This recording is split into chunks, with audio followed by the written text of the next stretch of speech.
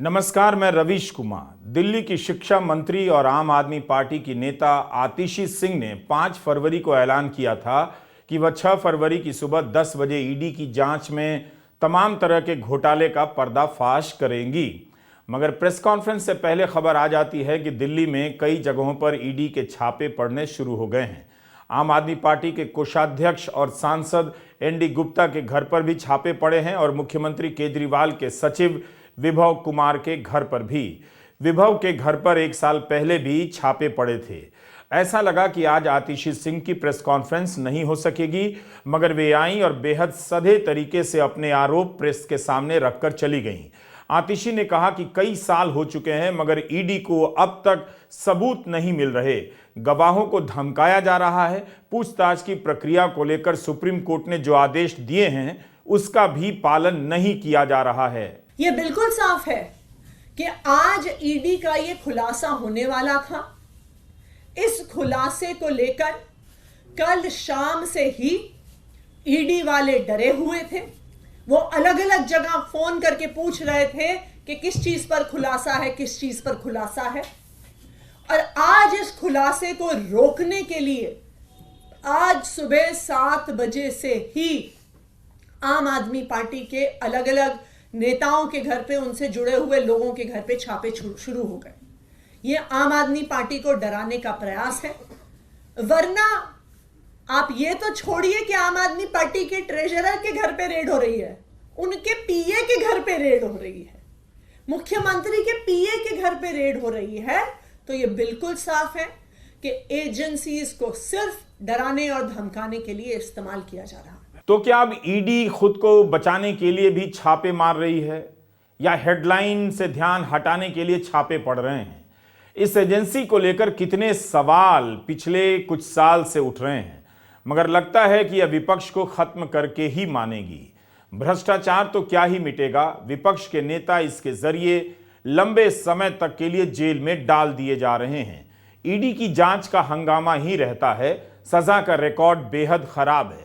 1% मामले में सजा हुई है। छापों की संख्या और विपक्ष के नेताओं की गिरफ्तारी से ही लगता है कि ईडी काम कर रही है।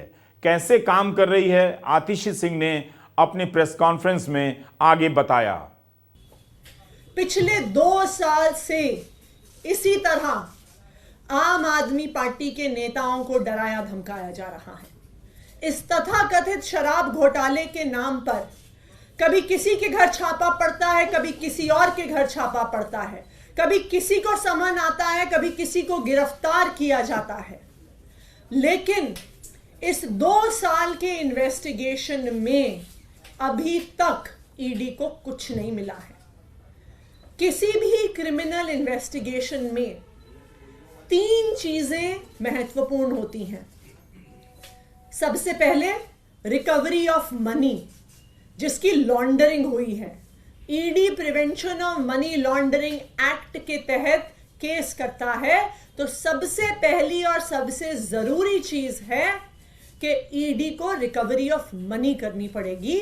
लेकिन 2 साल में सैकड़ों रेड के बाद भी 1 रुपए की भी रिकवरी ईडी नहीं कर पाई। किसी भी केस में दूसरी महत्वपूर्ण चीज होती है सबूत। लेकिन 2 साल के बाद भी कोई भी पुख्ता सबूत ईडी को नहीं मिला है और ये कोर्ट ने भी बार बार पूछा है कि सबूत सामने रखिए। किसी भी केस में तीसरी महत्वपूर्ण चीजें होती हैं स्टेटमेंट्स, यानी कि गवाही। ईडी का जो सारा केस है वो सिर्फ और सिर्फ गवाही पर, और कई गवाहों को, कई अक्यूज्ड को सरकारी गवाह बनाकर और उन्होंने जो स्टेटमेंट्स दी हैं उसके आधार पर बना हुआ है। और आज जो मैं खुलासा करने जा रही हूं वो आपको यह दिखा देगा कि ये सारी स्टेटमेंट्स फर्जी हैं, कि ईडी ने सारी स्टेटमेंट्स में फर्जीवाड़ा किया हुआ है। यह राजनीतिक आरोप हो सकता है, मगर ईडी को सफाई देनी चाहिए कि क्या वाकई उसके पास सबूत नहीं है। सत्येंद्र जैन और मनीष सिसोदिया दिल्ली सरकार में मंत्री थे, उन्हें जेल गए कई महीने हो गए। क्या ईडी का इस्तेमाल इसलिए होता है क्योंकि इसके तहत पकड़ने से लंबे समय तक जेल में रखना आसान हो जाता है? क्या इसीलिए भ्रष्टाचार के अब ज्यादातर मामले को मनी लॉन्ड्रिंग के तहत दर्ज किया जा रहा है, खासकर विपक्षी नेताओं के खिलाफ के मामले को? 3 फरवरी को संजय सिंह को राउज एवेन्यू कोर्ट में लाया गया। सुनवाई के बाद लौटते हुए संजय सिंह ने कह दिया, एक गवाह का ऑडियो टेप गायब कर दिया गया है। जी हमसे नहीं कराना सर, सीएम आवास क्राइम ब्रांच की टीम पहुंची है। सरकारी गवाह का ऑडियो गायब कर दिया ईडी ने। सरकारी गवाह सीएम आवास पहुंची है, सीएम आवास क्राइम ब्रांच ऑडियो गायब कर दिया। इस बात को लेकर आतिशी सिंह ने 2020 के सुप्रीम कोर्ट के एक आदेश का हवाला दिया। परमवीर सिंह सैनी बनाम बलजीत सिंह एंड अदर्स। इस मामले में सुप्रीम कोर्ट का आदेश है साफ साफ कि किसी भी इन्वेस्टिगेटिंग एजेंसी, जांच एजेंसी को अपनी पूछताछ सीसीटीवी कैमरे की निगरानी में करनी पड़ेगी। इस आदेश में यह भी लिखा है कि यह जजमेंट ईडी पर भी लागू होता है। साथ में यह भी बताया गया है कि सीसीटीवी हो या वीडियो कैमरा हो, उसके साथ साथ पूछताछ की आवाज की भी साफ साफ रिकॉर्डिंग होनी चाहिए, ताकि सबूत हो बकायदा कि किसी को डरा धमका कर उससे बयान नहीं लिए गए हैं और दर्ज किए गए बयान असल बयान से मेल खाते हैं। इसी आदेश को रीआइटरेट किया सीबीआई के स्पेशल कोर्ट में एक्साइज पॉलिसी मैटर में ही जस्टिस एम.के. नागपाल ने, और यह किया उन्होंने 19 जुलाई को, जब एक अक्यूज्ड ने ईडी की सीसीटीवी की फुटेज मांगी। तो इसी सुप्रीम कोर्ट के ऑर्डर का हवाला देते हुए एम.के. नागपाल जी ने कहा कि यह हर विटनेस का, हर अक्यूज्ड का अधिकार है कि उन्हें सीसीटीवी फुटेज मिले with audio and with video. अब आप सुनिए, अब मैं आपको एक ऐसा फैक्ट बताने वाली हूं जिससे आपके रोंगटे खड़े हो जाएंगे। जब एक अक्यूज्ड ने कुछ दिन पहले कोर्ट में एप्लीकेशन डाली और कहा कि मुझे सीसीटीवी फुटेज चाहिए, तो क्या हुआ? उन्होंने एप्लीकेशन क्यों डाली? क्योंकि उनका, जो ये अक्यूज्ड थे, एक सरकारी गवाह से ईडी में आमना सामना करवाया गया। उस आमने सामने में सवाल जवाब हुए, स्टेटमेंट्स दी गई, अक्यूज्ड द्वारा दी गई, सरकारी गवाह द्वारा दी गई। इस पूरी प्रक्रिया में उस कमरे में एक सीसीटीवी कैमरा लगा हुआ था। यह पूरी प्रक्रिया सीसीटीवी कैमरा की निगरानी में हुई।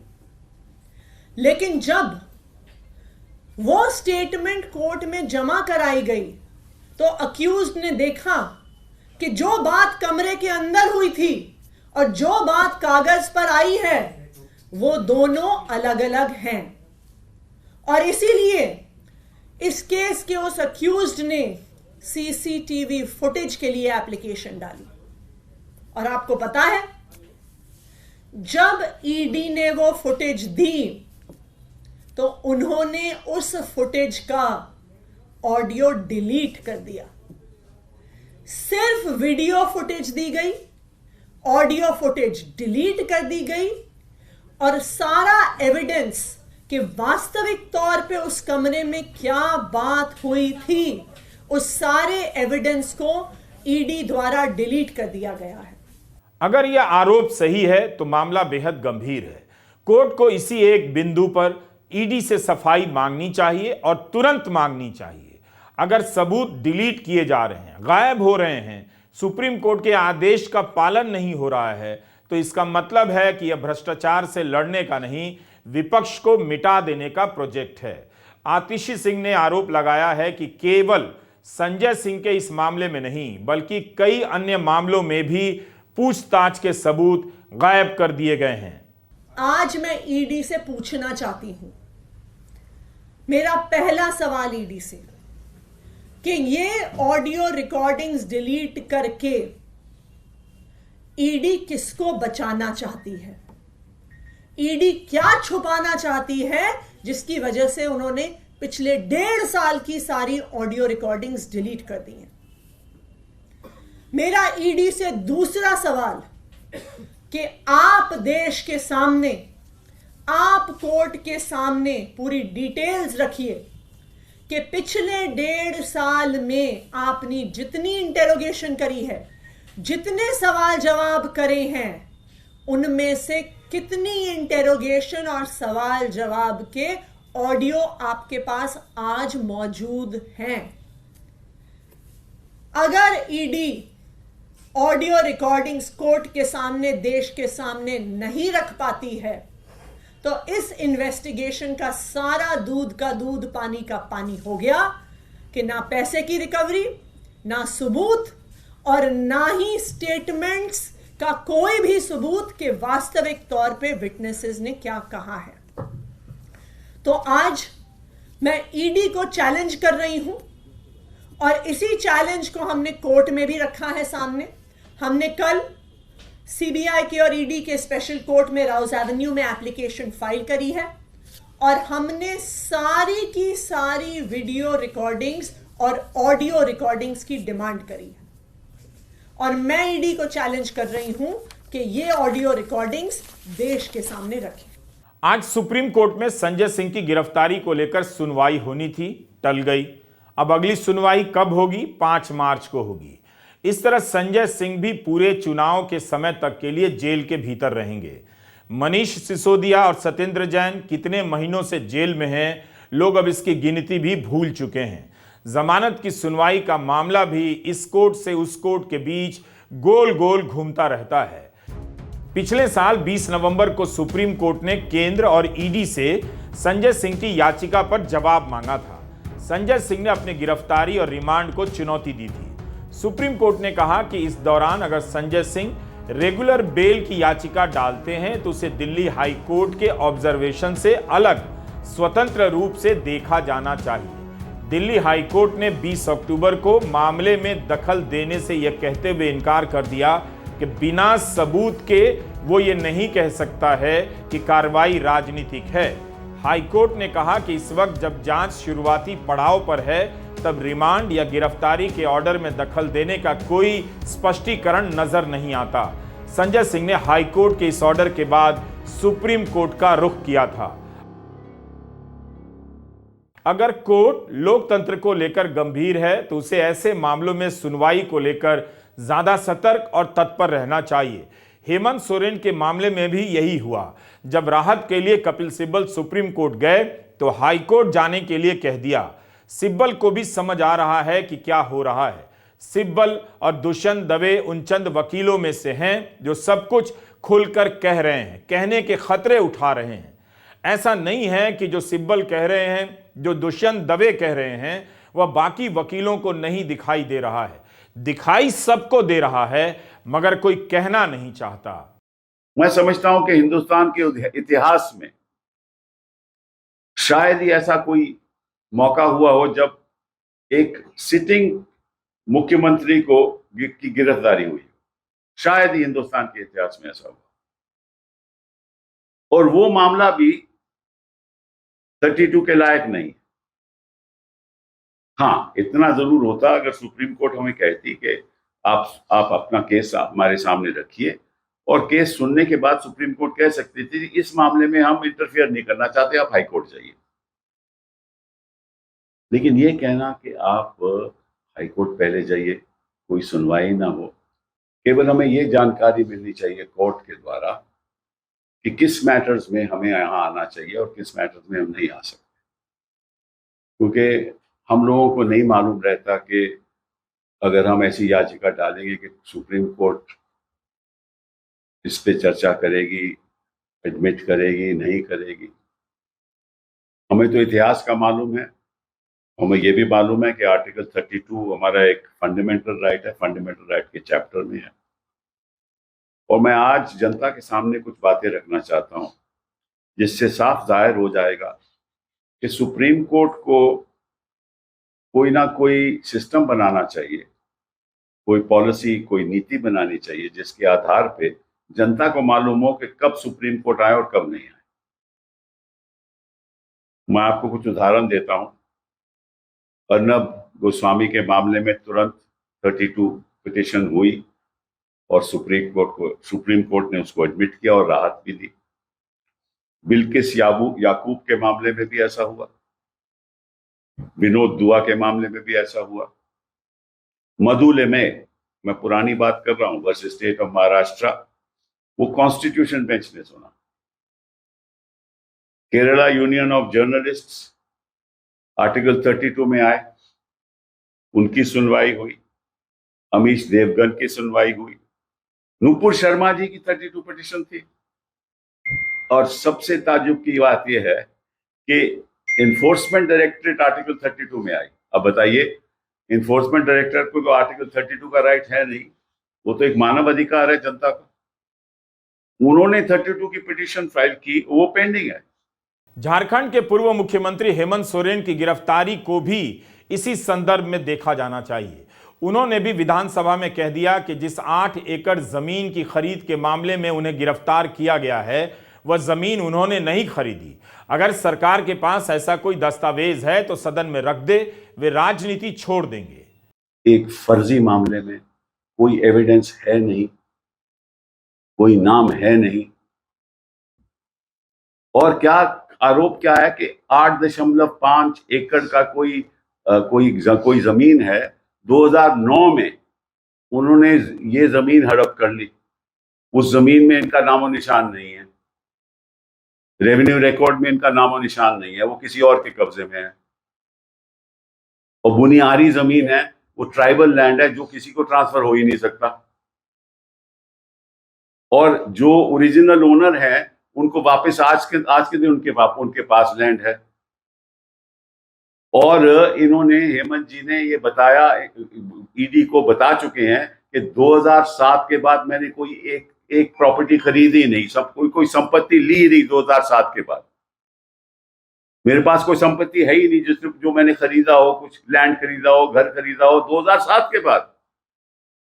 2009 का मामला है और 2024 में गिरफ्तारी हो रही है। और अगर ये बात भी अगर सुप्रीम कोर्ट नहीं सुनेगा तो हम कहां जाएंगे? अब होगा क्या? उनकी गिरफ्तारी हो गई, रिमांड हो गया। मैं आपको बताता हूं क्या होने वाला है। इसको कोई ताज्जुब की बात नहीं, हमें तो पहले ही मालूम था कि ये देखिए, ये सरकार चाहती है कि कोई भी विपक्ष का मुख्यमंत्री अपने पद पे नहीं बैठे। अब ये अरविंद केजरीवाल के खिलाफ भी करेंगे। मुझे मालूम है इनका मकसद ये है कि डबल इंजन सरकार होनी चाहिए, कोई विपक्ष की सरकार होनी ही नहीं चाहिए। डबल इंजन सरकार का तो मतलब यही है ना कि हमारी सरकार दिल्ली में भी और भाजपा की सरकार वहां भी। ये इनका मकसद है।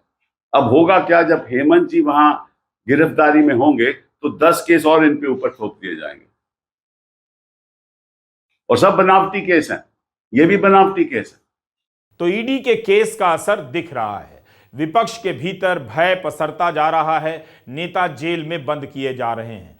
कर्नाटका के ठेकेदारों के संगठन ने तो बाकायदा प्रधानमंत्री को पत्र लिखकर घूस मांगने के आरोप लगाए।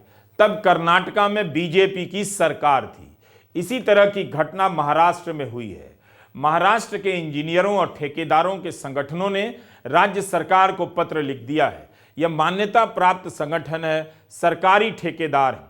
उन्होंने आरोप लगाए हैं कि पैसे मांगे जा रहे हैं, नहीं देने पर उनके लोगों के साथ मारपीट हो रही है। अपने पत्र में इन्होंने लिखा है कि राजनीतिक मतभेद के चलते उन्हें लगातार धमकी, वसूली और गुंडागर्दी का सामना करना पड़ रहा है। कॉन्ट्रैक्टरों और इंजीनियरों ने धमकी दी है कि अगर उनकी सुरक्षा के पुख्ता इंतजाम नहीं किए गए तो वे फरवरी के आखिर में काम करना बंद कर देंगे।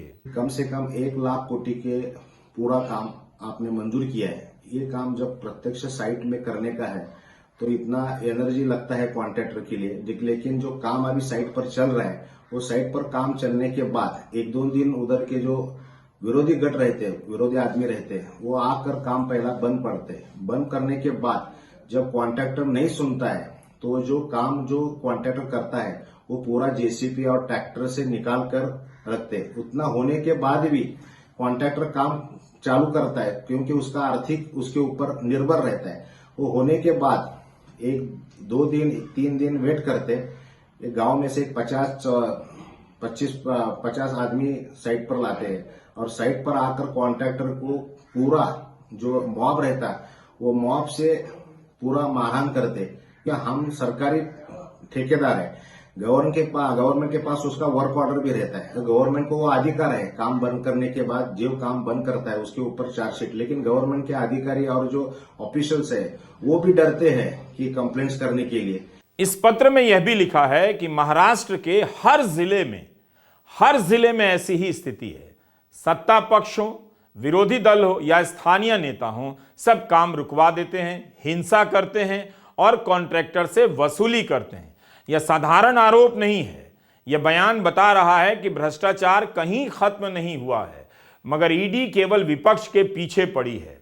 प्रधानमंत्री जब भी जांच एजेंसियों की बात करते हैं उनका बचाव करते हैं। यह नहीं बताते कि जिन पर उनकी पार्टी और खुद उन्होंने भ्रष्टाचार के आरोप लगाए वो उनकी सरकार में कैसे आ जाते हैं, उनकी पार्टी में कैसे आ जाते हैं, या उनकी पार्टी ऐसे लोगों के साथ मिलकर सरकार कैसे बना लेती है। महाराष्ट्र से ही अनेक उदाहरण दिए जा सकते हैं।